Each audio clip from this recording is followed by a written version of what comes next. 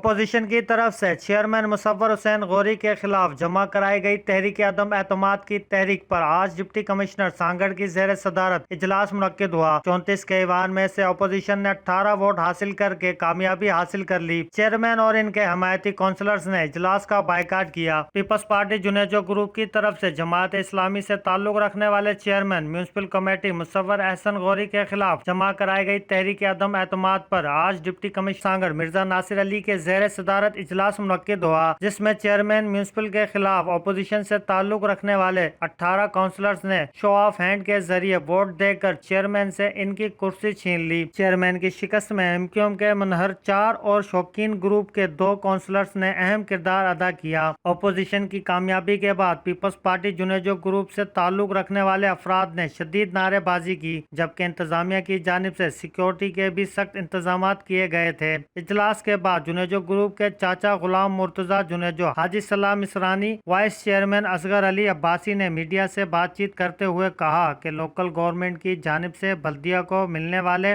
90 کروڑ روپے کے منز کی آدھی سے زیادہ رقم خرد برد کر لی گئی ہے، جس کی تحقیقات کے لیے نیب اور دیگر تحقیقاتی ادارے کارروائی عمل میں لائیں۔ آیا غیر حاضر رہا کون آیا آپ نے خبر ہی تھی آ رہا ہوں پیا تو حاضر ہی کون تھے اللہ شکر الحمدللہ یہ کامیابی دوستن جی ہے مجھے کرنے کا دوستن جی جن ساتھی ہوا ان کی کامیابی ہے اور کاؤنسلر نے پیش کی جو کم کار کے حوالے سے کم کم نہ ہلی ان کی انہیں جو سبق ملو ان کے جو کم نہ کندو آئندے کم نہ کندو یہ اشر